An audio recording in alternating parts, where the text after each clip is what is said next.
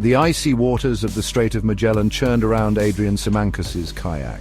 He and his father Del were on an adventure paddling through the heart of Chilean Patagonia. The sun glinted off the water, but the air held a sharp chill. Adrian, an experienced kayaker, felt a thrill course through him. Little did he know, this thrill was about to transform into pure terror. Suddenly, a colossal shape emerged from the depths. A humpback whale, its immense size dwarfing their kayaks, breached the surface. Time seemed to slow to a crawl. Adrian watched in disbelief as the whale's gaping maw engulfed his kayak whole. He was swallowed, plunging into darkness. Del, witnessing the scene unfold before him, was paralyzed with fear.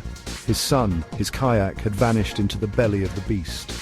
A scream caught in his throat. The vastness of the ocean, once a playground, now felt like a graveyard. He couldn't imagine his life without Adrian. The Strait of Magellan, a narrow passage connecting the Atlantic and Pacific Oceans, is a place of stark beauty. Towering cliffs rise from the water's edge, their slopes cloaked in emerald green forests.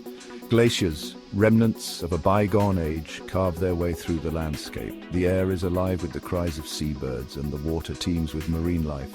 But this pristine wilderness harbors hidden dangers. The waters of the strait, even in the summer months, are frigid, hovering just above freezing. Strong currents and unpredictable winds can whip up the sea in an instant. And then there are the whales. Humpback whales, known for their acrobatic displays and haunting songs, are frequent visitors to the Strait of Magellan. They come here to feed on krill, their massive bodies moving through the water with surprising grace. While generally considered gentle giants, their sheer size makes them a force to be reckoned with. Enclosed in the whale's mouth, Adrian was surrounded by a wall of blubber. The smell was overpowering, a mix of fish and something ancient, primal. He couldn't breathe, couldn't see, couldn't think. Panic surged through him, threatening to overwhelm him. He remembered reading somewhere that whales don't have teeth, only baleen plates used to filter food from the water. He clung to this knowledge, a tiny raft of hope in a sea of terror. He told himself it would be quick, that the whale would realize its mistake and spit him out. Seconds stretched into an eternity. Just when Adrian thought he couldn't hold his breath any longer, he felt a sensation of movement. The whale was surfacing. Light flooded back into his world as he was expelled from the whale's mouth, landing with a splash in the icy water.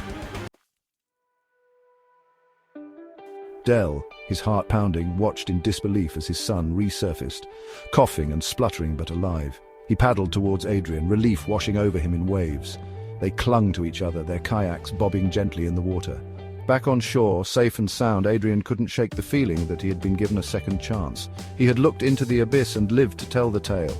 The experience left him with a profound respect for the power and majesty of nature, and a renewed appreciation for the fragility of life.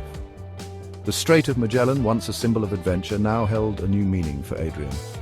It was a reminder that even in the face of overwhelming odds, there is always hope, and that sometimes the greatest adventures are the ones we never could have imagined.